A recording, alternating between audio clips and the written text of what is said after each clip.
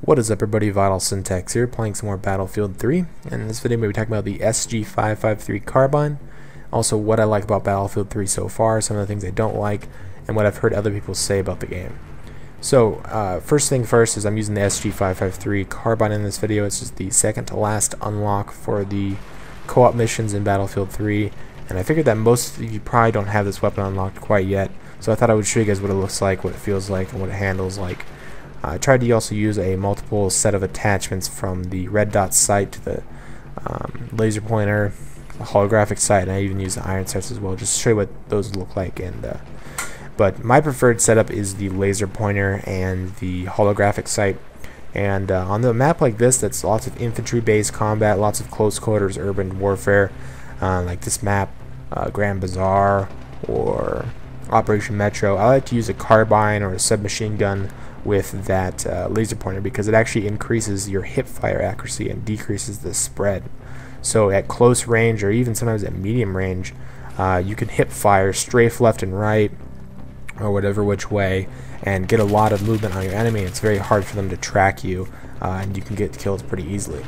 Now at the beginning of this video, you saw me take A, jump over the ledge, swim across the river, and try and flank these enemies, and that's actually a really good route that I like to take quite often on the scene crossing.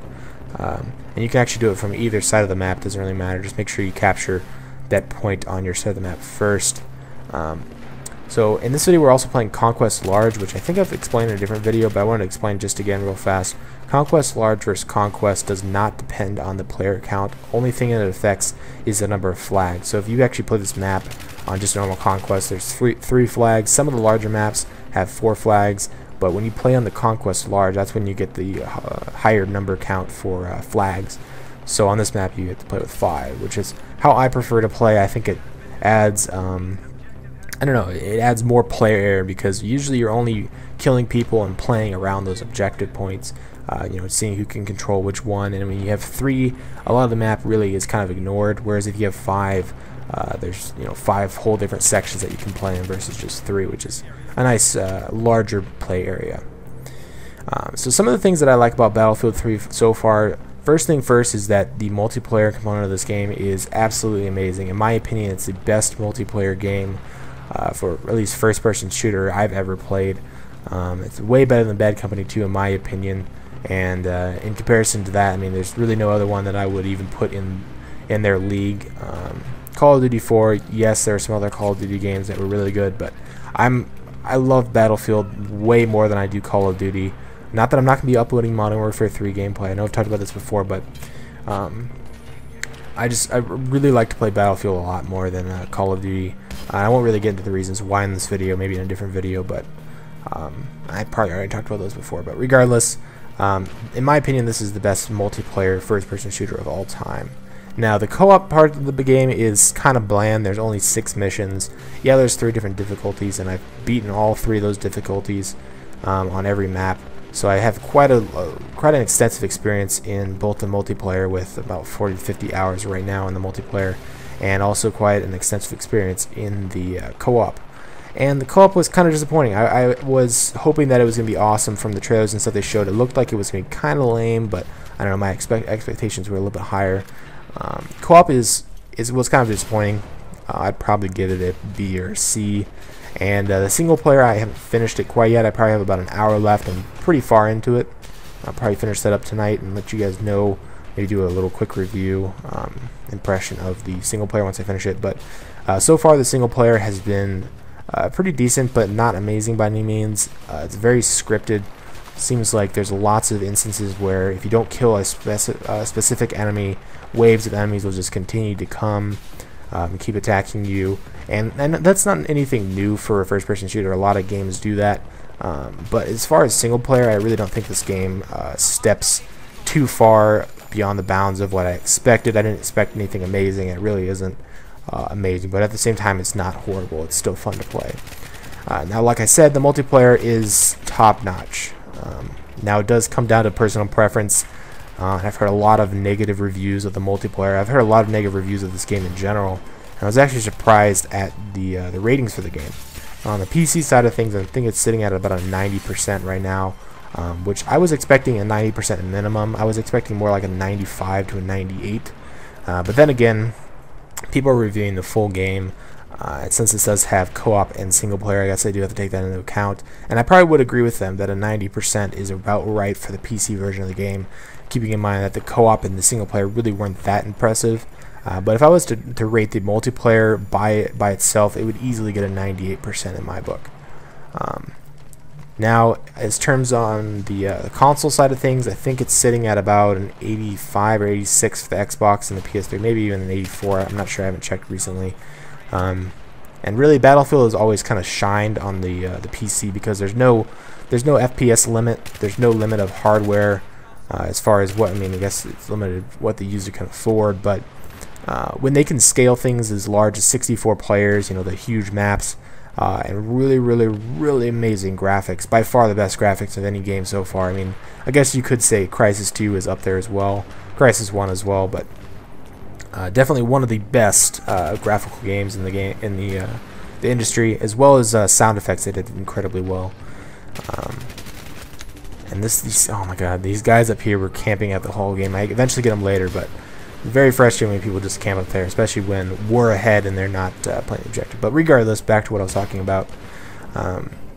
Now, as far as what I've heard from other people, I've seen a lot of YouTube commentators, specifically Call of Duty players, which the majority of YouTube commentators are Call of Duty players. I've seen negative reviews. I've seen a lot of people saying either, one, the game is boring, the game is slow, and to them that means it's not fun. They like the super fast-paced, basically fuckfest that Call of Duty is. And I'm not gonna lie, I do like that as well. I like uber fast mode. I like instant respawn, instant death that Call of Duty provides. But I don't like it as much as Battlefield's tactical team play element. But it is a nice change of pace, and I'm really excited for Modern Warfare 3 to, you know, because I've been playing Battlefield 3 so much. And I'm not saying that I'm sick of it or I'm tired at this point, but it will be a nice change of pace when it comes out this Tuesday, and I'll be definitely doing a lot of videos on that. But I think from a Call of Duty player's point of view, this game kind of let them down. They expected it to be a Call of Duty killer. Personally, I knew it wasn't going to be as far as sales, because I guess that's really all it comes down to for a lot of people. I really don't care about the sales. I don't care if this game sells less than Modern Warfare 3. Obviously it is, because Modern Warfare 3 is a console game. It is specifically designed for the Xbox 360. Also, I guess the PS3, but it's definitely targeted for the Xbox 360. I mean, you can see it everywhere. I mean, every time you see a commercial, at the very end it says, play on Xbox 360, blah, blah, blah, blah. And for me, it's kind of reaching that cycle again. I remember a couple years ago, I guess before the Xbox 360 came out, PC gaming was huge, you know, with Doom or Fear. Those are some of the biggest games that people were playing, and those were on the PC. And then the Xbox 360 came out, and everybody's like, oh, and, you know, when it came out, it was brand new hardware, brand new technology, just up to par, if not better than a lot of the gaming PCs out there. And it had a streamlined development tools and things like that for developers. And when everybody has the same hardware, it makes it a lot easier for the developers not to worry about things like, you know, if you're making a PC title, you have to take into account that somebody's probably going to have a shitty computer, and probably somebody else is going to have a liquid-cooled beast of a machine. So from that standpoint, every time a new console comes out, it's, you know, it's a big thing. And when the PS3, or I guess when the Xbox 360, because that came out about a year before the PS3, when the Xbox 360 came out, it was huge, and everybody kind of switched over to that pretty slowly. But at this point, I think it's actually starting to switch back over to the PC.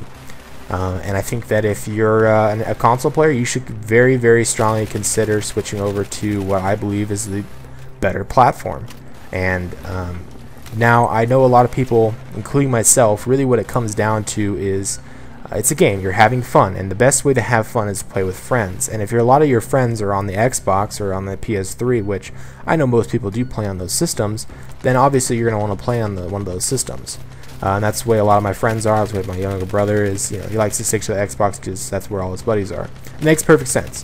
But I think within the next couple years, at least before the next set of consoles come out, I think we're going to see a lot of, and you can see seriously, I don't think I've ever been that frustrated with people, because they got me. I cut out some of the deaths in this game, some of the kills as well, but those guys were camping up in this building the entire time, so I was very, very happy when I finally killed them, so I gave them a nice tea bag. But I think in the next couple years before the release of the new consoles, I think gaming, at least on the PC side of things, is going to get very popular, much more so than it has been for the past 4, 5, 6 years. And if you're a console player, I think you should seriously consider switching over.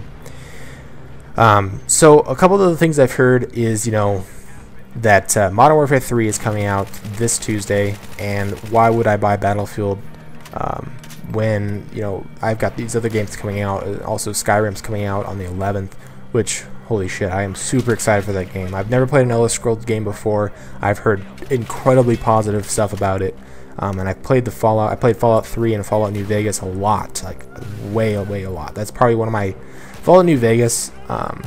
I know a lot of people like Fallout 3 more, but Fallout New Vegas is actually probably my favorite first-person shooter game. Sorry, not first-person shooter. Favorite single-player game of all time. So I'm hoping that Skyrim can beat those expectations. It's being made by the same developer. So I'm super excited about that game. But Modern Warfare 3 is coming out as well, and basically what I would say, if you're asking me whether or not you should buy Battlefield 3 or Modern Warfare 3, is really what it comes down to is, are you a Call of Duty player or are you a Battlefield player? Do you like the fast-paced, kill somebody, be killed instantly, or do you like the teamwork, objective-oriented features in Battlefield?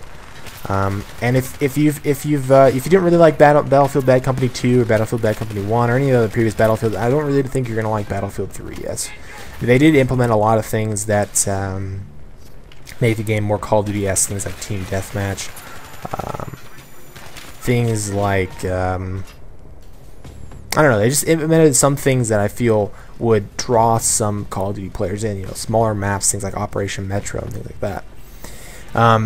But really what it comes down to is, are you a Call of Duty player or are you a Battlefield player? And I hate to really say that because it sounds, I don't know, like I'm segregating the two groups. But really what it comes down to is that's what it is. Do you like fast-paced, instant kill, instant death gratification, or do you like teamwork-oriented, play smart, you win, Battlefield? And if you don't like Battlefield, then if you don't like previous Battlefield games and you like previous Call of Duty games, get the next Call of Duty over this Battlefield. But anyway, thanks for watching, guys. If you enjoyed the video, remember to leave a rating, and I'll see you later. Bye.